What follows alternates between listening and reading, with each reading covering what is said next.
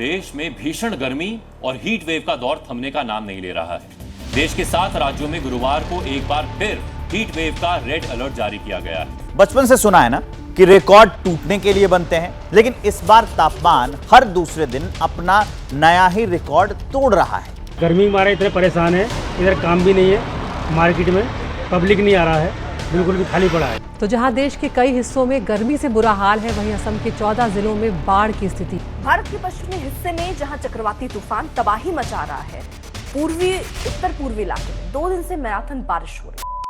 दोस्तों, जहां एक और भारत के उत्तरी राज्य जैसे दिल्ली, यूपी, पंजाब, हरियाणा और राजस्थान में भीषण गर्मी और डेडली हीट वेव्स का दौर जारी है, वहीं दूसरी ओर देश का नॉर्थ ईस्टर्न हिस्सा भारी बारिश की मार झेल रहा है। आलम यह है कि बीते एक हफ्ते से लगातार हो रही बारिश ने सिक्किम में आतंक मचा रखा है और जगह जगह लैंडस्लाइड देखने को मिल रही हैं और बाढ़ की चपेट में आकर कई सारे घर तबाह हो गए हैं। आसमान से बरसी सावत की सबसे ज्यादा मार सिक्किम का मंगन जिला झेल रहा है, जहां बीते 13 जून को एक दिन में 200 मिलीमीटर से ज्यादा बारिश हुई है, जिसका नतीजा ये हुआ है कि पिछले ही साल बना संकलांग या बेली ब्रिज, जो मंगन को जोंगू और चुंगथांग जैसे इलाकों से जोड़ता था, वो पूरी तरीके से तबाह हो गया है। इस पूरी घटनाक्रम में अब तक 6 लोगों की मौत हो चुकी है और कई दर्जन लोग लापता हैं और सिक्किम घूमने आए 1500 से ज्यादा सैलानी अलग अलग जगहों पर फंसे हुए हैं। दरअसल मंगन डिस्ट्रिक्ट के जोंगू, चुंगथांग, लाचेन और लाचुंग जैसे इलाके स्टेट के सबसे पॉपुलर टूरिस्ट स्पॉट्स में से एक है, जहां गुरु डोंगमार लेक और युमथांग वैली जैसी फेमस डेस्टिनेशंस मौजूद हैं।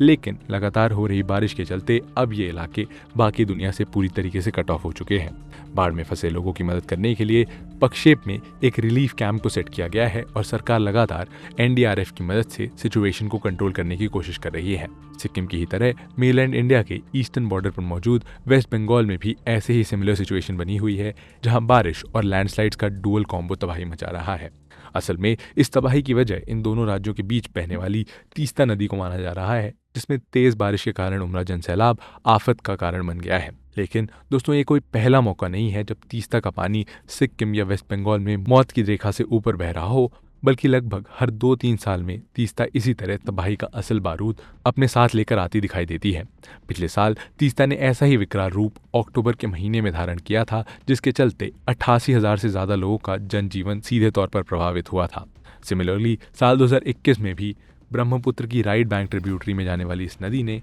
बांग्लादेश के कई इलाकों को जलमग्न कर दिया था, जिसके चलते हमारे इस पड़ोसी मुल्क को भारी जानमाल का नुकसान उठाना पड़ा था। ऐसे में सवाल ये है कि आखिर क्यों हर 2 से 3 सालों में तीस्ता एक जायंट किलर बन जाती है? क्या ये सिर्फ एक प्राकृतिक आपदा है या इसके पीछे कुछ मैन मेड रीजंस रिस्पॉन्सिबल हैं? आइए दोस्तों, जानते हैं आज के इस वीडियो में। नमस्कार दोस्तों, मैं हूं शशांक पांडे और आप देख रहे हैं world affairs. Teesta, the sorrow of Sikkim. दोस्तों, तीस्ता का ओरिजिन हिमालयन रेंज में मौजूद सोलहामो लेक से होता है। हालांकि कुछ एक्सपर्ट्स पहारुनी ग्लेशियर, खांगसे ग्लेशियर और चोलहामो लेक को भी तीस्ता का प्राइम सोर्स मानते हैं। हिमालय से ओरिजिनेट होने के बाद ये रिवर सिक्किम और वेस्ट बंगाल से होते हुए बांग्लादेश में एंटर करती है, जहां पुलचारी उपजिला नाम की जगह पर इसका मिलन ब्रह्मपुत्र से होता है, जिसके आगे बे ऑफ बंगाल में फॉल करने तक ये रिवर अपना कोर्स ब्रह्मपुत्र के साथ ही तय करती है। तीस्ता की 3 मेन राइट बैंक ट्रिब्यूटरीज जेमुचू, रांगयोंगचू और रंगित रिवर है। वहीं लाचुंगचू,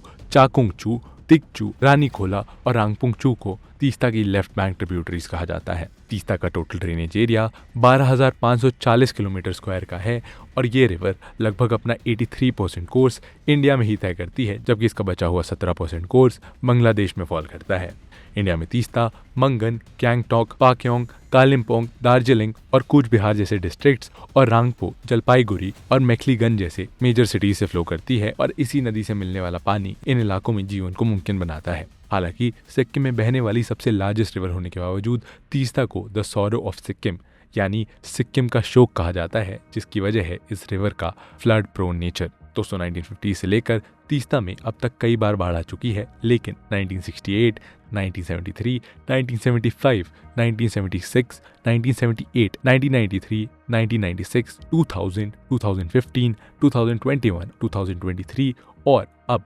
2024 वो कुछ ऐसे साल हैं जब इस नदी ने सबसे ज्यादा कोहराम मचाया है। दरअसल दोस्तों, तीस्ता के इस कदर फ्लड प्रोन होने के कई कारण हैं, जो कभी अकेले तो कभी एक साथ मिलकर इस नदी के जल स्तर को एक्सपोनेंशियली बढ़ा देते हैं। पहला और सबसे बेसिक कारण है इस रिवर का ब्रेडेड नेचर, जिसके चलते ये रिवर एक यूनिट की तरह बहने के बजाय मल्टी ब्रांचेस के रूप में अपनी जर्नी तय करती है। ऐसा करने की वजह से जब भी इस रिवर में तेज बारिश के चलते वाटर का वॉल्यूम बढ़ने लगता है तो वो सरप्लस वाटर किसी एक या दो ब्रांच की ओर डाइवर्ट हो जाता है। अब क्योंकि रिवर की सभी ब्रांचेस का अपना एक डिफरेंट कोर्स होता है, ऐसे में रिवर में आया सारा सरप्लस वाटर किसी एक स्पेसिफिक डायरेक्शन में डाइवर्ट होने लगता है, जिसके चलते रिवर अपना नेचुरल कोर्स छोड़कर आसपास के इलाकों में घुस जाती है और इसकी वजह से उस डायरेक्शन में आने वाले एरियाज में अचानक बाढ़ जैसे हालात हो जाते हैं। जबकि ऐसी रिवर्स जिनका नेचर ब्रेडेड नहीं होता है, यानी वो रिवर्स जो एक सिंगल एंटिटी के रूप में अपने कोर्सेज को तय करती हैं, उनके साथ ये समस्या कम देखने को मिलती है। क्योंकि अगर उस रिवर में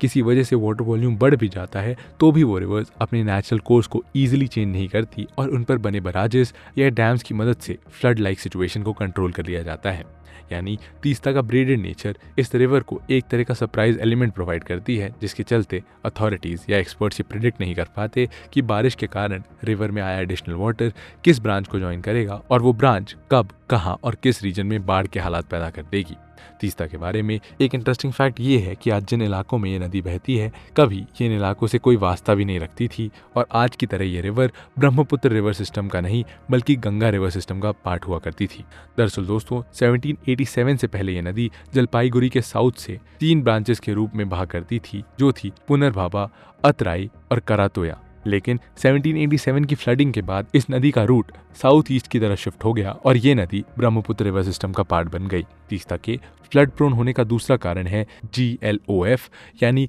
ग्लेशियल लेक आउटबर्स्ट फ्लड। दोस्तों GLOF का मतलब एक ऐसे इवेंट से होता है जहां किसी रिवर के सोर्स ग्लेशियर में मौजूद वाटर अचानक बर्स्ट होकर रिवर में फॉल करने लगता है। दरअसल जब ग्लोबल वार्मिंग के चलते कोई ग्लेशियर मेल्ट होने लगता है तो उससे निकलने वाला पानी लोअर स्लोप की तरफ बहने लगता है और कुछ केसेस में ये बहता हुआ पानी किसी रवीन या डीप क्रवास यानी किसी डीप होल में इकट्ठा हो जाता है और पानी के इस तरह एक जगह इकट्ठा होने की वजह से लेक फॉर्म हो जाती है।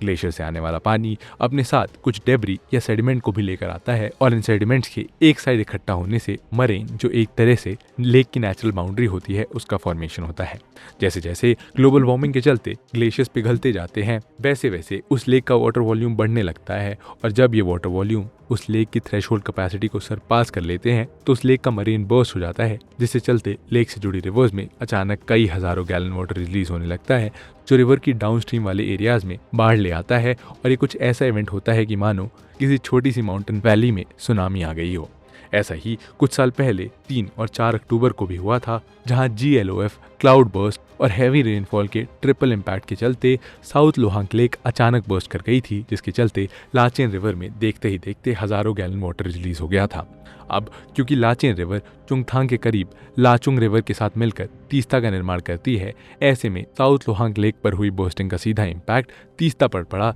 जिसके चलते नदी में भयंकर बाढ़ आ गई और पास ही बना Chungthang hydro electric power dam तिनके के समान बिखर गया। इस इवेंट में 88,000 से ज्यादा लोगों की जिंदगियां तबाह हो गई और साथ ही रीजन में बने 33 ब्रिजेस, 2 गवर्नमेंट बिल्डिंग्स और 16 रोड्स और हाईवेज बुरी तरीके से डैमेज हो गए। हालांकि इसमें सबसे दुख की बात तो ये है कि कई एक्सपर्ट्स इस तरह की घटना का अंदाजा ऑलरेडी लगा चुके थे। दरअसल साल 2013 में Hyderabad based national remote sensing centres ने अथॉरिटीज को ये चेतावनी दी थी कि सिक्किम से लगे हिमालयन रेंज में मौजूद कई सारे ग्लेशियर्स ग्लोबल वार्मिंग और अनस्टेबल टेरेन के चलते हाई अलर्ट मोड में हैं और यहाँ कभी भी कोई बड़ी घटना घट सकती है। NRSC की इस वार्निंग पर सरकार ने एक एक्सपर्ट टीम से तुरंत इन एरियाज को इंस्पेक्ट करने को कहा, जिसके बाद एक्सपर्ट्स की टीम ने भी NRSC के दावों को सच पाया। हालांकि 2014 में इलेक्शंस आ जाने के चलते इस मुद्दे को ठंडे बस्ते में डाल दिया गया और इसके बाद साल 2016 में फेमस एनवायरमेंटलिस्ट और एक्टिविस्ट सोनम वांगचुक एक दूसरी टीम के साथ इन रीजन्स को इंस्पेक्ट करने गए और तेजी से मेल्ट होते इन ग्लेशियर्स के इम्पैक्ट से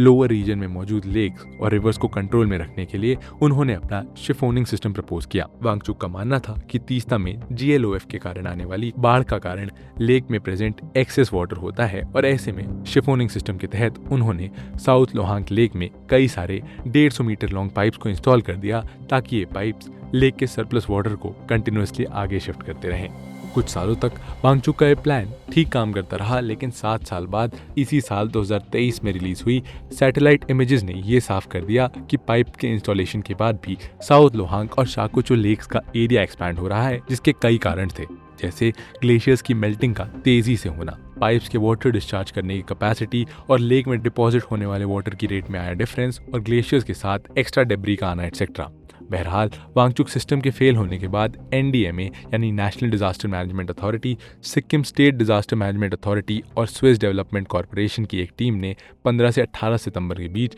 यहां एक अर्ली वार्निंग सिस्टम इंस्टॉल करने का प्लान बनाया। हालांकि प्रोसीजर डिलेस के चलते ये काम पूरा नहीं हो सका और महज 15 दिनों बाद यानी 3 अक्टूबर को साउथ लोहांग लेक में हुई बर्स्टिंग ने तीस्ता को एक जाइंट वाटर किलर के रूप में कन्वर्ट कर दिया। दोस्तों, इसी तरह तीस्ता के फ्लड प्रोन होने का तीसरा कारण कुछ एक्सपर्ट्स यहाँ की जा रही मैन मेड एक्टिविटीज को भी बताते हैं, जैसे कि इस रिवर के अलॉन्ग बनाया जा रहा स्पेशल इकोनॉमिक इंफ्रास्ट्रक्चर। दोस्तों, करेंटली तीस्ता के ऊपर कई सारे डैम्स और हाइड्रो पावर प्रोजेक्ट्स रन कर रहे हैं, जिनकी मदद से सिक्किम और कई दूसरे नॉर्थ ईस्टर्न स्टेट्स की इरिगेशन और इलेक्ट्रिसिटी रिक्वायरमेंट फुलफिल की जा रही है। लेकिन कई जगह इन डैम्स और पावर प्लांट्स को सिस्मिक एक्टिविटी जोन में बनाया गया है और ऐसे में ये स्पॉट्स तीस्ता को एक टाइम बॉम्ब बना रहे हैं, जहां आकर हुआ एक छोटा सा हादसा एक बड़ी तबाही का कारण बन सकता है। 2023 में बर्स्ट हुआ Chungthang hydro electric power plant ऐसे ही एक सिस्मिकली एक्टिव जोन में बना हुआ था, जिस पर एनवायरमेंटलिस्ट ऑलरेडी ऑब्जेक्शन कर चुके थे। एक्टिविस्ट का कहना था कि अगर 2017 में तीस्ता पर Chungthang hydro electric power plant को कमीशन नहीं किया गया होता तो 2023 की महामारी कभी नहीं घटती। दरअसल एक्टिविस्ट का मानना है कि GLOF के चलते साउथ लोहांग लेक के बर्स्ट होने से जो सरप्लस वाटर तीस्ता में आया था वो एक बार के लिए तीस्ता की कुछ ब्रांचेस में फ्लडिंग भी करवा देता तो फ्लडिंग काफी नॉर्मल होती। लेकिन ये इवेंट इतना मैसिव इसलिए हो गया क्योंकि चुंगथांग डैम के ब्रेक होने से इस डैम के रिजर्वॉयर में मौजूद 5 मिलियन क्यूसेक्स ऑफ वाटर यानी लगभग 20,000 ओलंपिक साइज स्विमिंग पूल जितना पानी एक साथ तीस्ता में जा गिरा, जिसके चलते रिवर आउट ऑफ कंट्रोल हो गई थी। यही तीस्ता को किलर बनाने में यहाँ मौजूद सोशियो इकोनॉमिक इंफ्रास्ट्रक्चर भी एक सिग्निफिकेंट रोल प्ले कर रहा है। इन सब के अलावा सिक्किम में होने वाली हैवी रेनफॉल भी तीस्ता के फ्लड प्रोन होने का एक कारण है। गवर्नमेंट डेटा के अकॉर्डिंग सिक्किम का एनुअल प्रेसिपिटेशन 105.45 मिलीमीटर्स है और साथ ही ये स्टेट एनुअली 160 से ज्यादा रेनी डेज को फेस करता है, यानी इस राज्य में एवरेज से ज्यादा रेनफॉल होती है और कभी कभी यही हैवी रेनफॉल तीस्ता में फ्लैश फ्लडिंग का भी कारण बन जाती है। इसी तरह का इंसिडेंट 2021 में तीस्ता में आई बाढ़ का प्राइम कारण था, जिसके चलते बांग्लादेश ने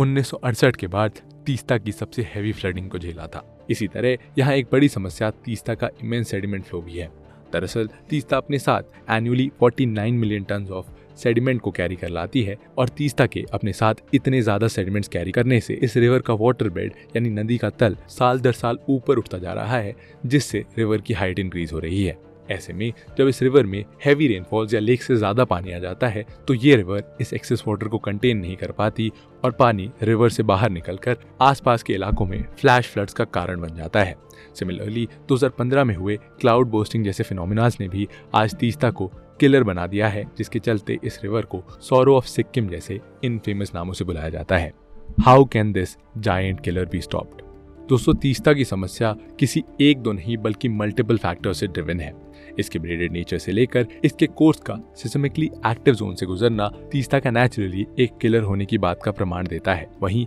यहाँ की जा रही मैन मेड एक्टिविटीज जैसे डैम्स, पावर प्लांट्स का कंस्ट्रक्शंस या ह्यूमन एक्टिविटीज के कारण बढ़ती ग्लोबल वार्मिंग सब एक साथ मिलकर कहीं ना कहीं इस वाटर बॉडी को जीवन देने वाली से जीवन लेने वाली बना रहे हैं। ऐसे में आवश्यकता यह है कि इस प्रॉब्लम को मल्टीपल स्टेजेस पर एड्रेस किया जाए, जैसे ग्लेशियर लेक मॉनिटरिंग के जरिए साउथ लोहांग और शाकोचो जैसी लेक से जुड़े हाई अलर्ट वाले ग्लेशियर्स की मेल्टिंग रेट को टाइमली मॉनिटर करना, अर्ली वार्निंग सिस्टम्स को लेक्स के अराउंड इंस्टॉल करके किसी भी घटना के अकर होते ही उसकी जानकारी इम्पैक्ट वाले इलाकों में पहुंचना, ताकि जान माल का कम से कम नुकसान हो और लोगों को टाइमली इवैक्यूएट किया जा सके। सिमिलरली यहाँ हमें global warming, green house gases और ओजोन लेयर डिप्लीशन जैसे इश्यूज को भी प्रॉपरली इंटरनेशनल कोऑपरेशन के साथ रिजॉल्व करने की नीड है, क्योंकि इन्हें ठीक से एड्रेस किए बिना लॉन्ग टर्म तक तीस्ता को शांत रख पाना मुमकिन नहीं होगा और किसी दिन फिर ये रिवर 2021 या 2023 की तरह विकराल रूप धारण कर लेगी। इसी के साथ दोस्तों, हम अपने इस वीडियो डिस्कशन को